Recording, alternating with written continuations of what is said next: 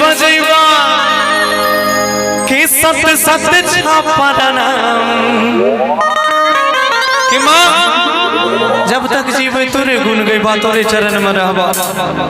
अरे मेरा खुद का गाया हुआ गाना है, हम अपना ही गाना ज्यादातर गाएंगे आपके भाई कि तोरे गुन गईबा आते भजन बजैबा आहे सत सत छापा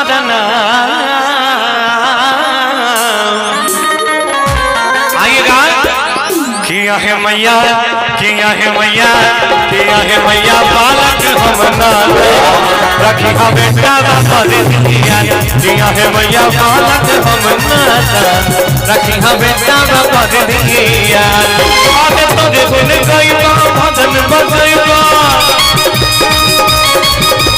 तोरे गुन गईबा भजन बजैबा सत सत छापा तोरे गुन गईबा भजन बजैबा सत सत छापा किया है मैया किया है मैया किया है मैया बालक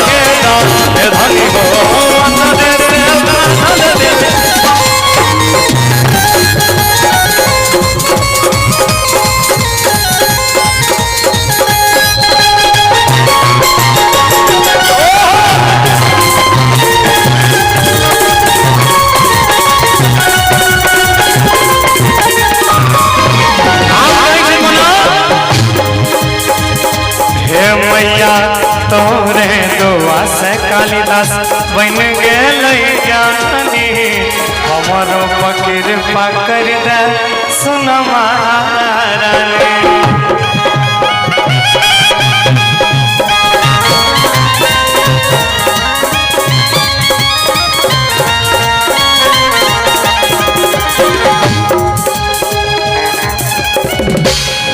ये पिंकेश भाई हैं, इनकी तरफ से 501 रुपए का पुरस्कार है, धन्यवाद। आइए गाने के बाद जिनको कार्यक्रम में आना हो, हाँ पिंकेश कुमार पासवान जी, इनकी तरफ से 501 रुपए का पुरस्कार है, धन्यवाद। हाँ कार्यक्रम जब गाना खत्म होता है तब आप आ सकते हैं, वो भी इनसे पूछ के। आइए कल के गुना कि मैया तोरे दुआ से कालिदास बन गए ज्ञानी हमारो फकीर पकड़ दे सुना महारानी आईरा हे मैया तोरे दुआ से कालिदास बन गए ज्ञानी हमारो फकीर पकड़ दे सुना महारानी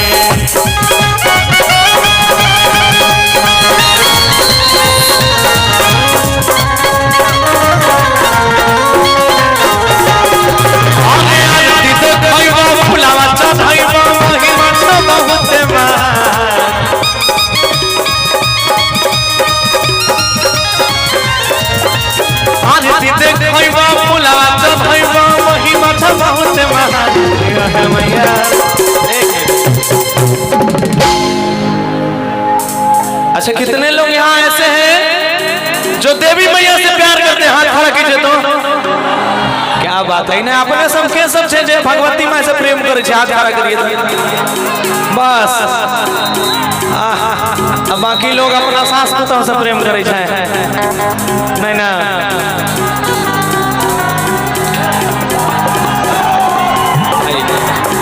ऐसे कि आगे आरती देखैबा कि फूलवा चढ़ैबा अरे महिमा छ बहुत महा।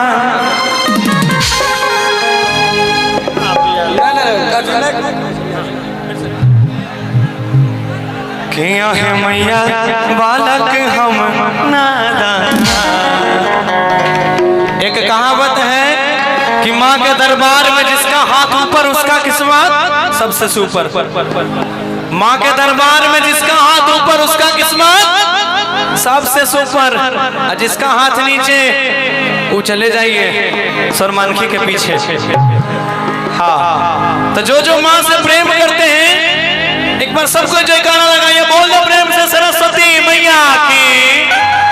आइएगा किया है मैया, किया है मैया, किया है मैया बालक हम नाना रखिया।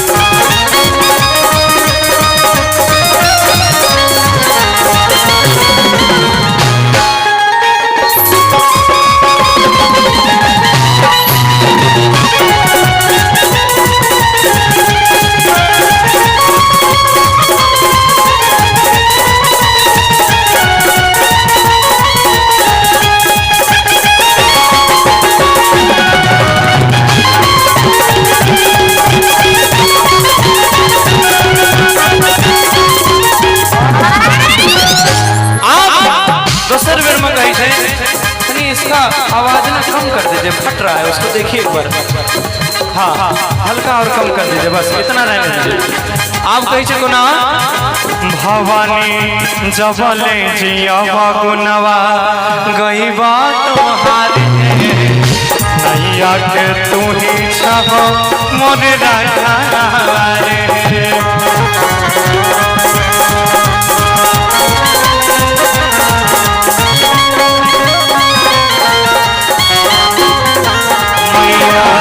जबले जिया गुनवा कई बार तुम्हारी नैया के तू ही छाव मुझे रखवारी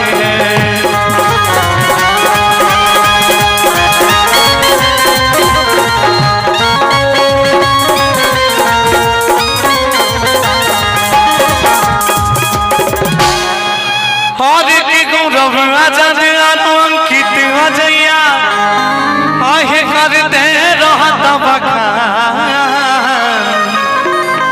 कि सुन मन वाला भैया सब तोड़ करता है गुनगान। आहे सुन मन वाली चाची सब तोड़ करता है गुनगान। क्या बात है, की नाम है गुड्डू पहलवान, लेकिन तू पहलवान छो, तू 500 रुपया दो, गलत बात।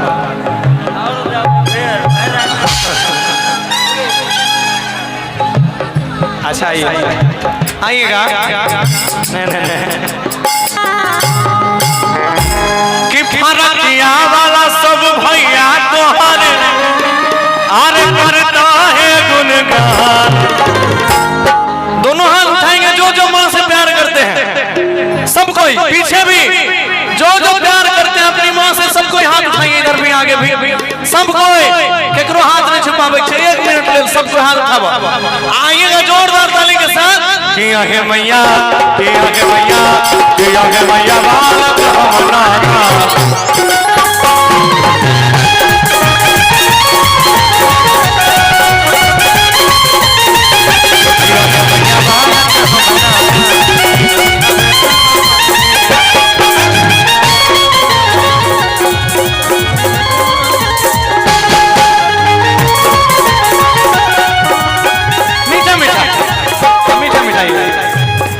सही मैया बालक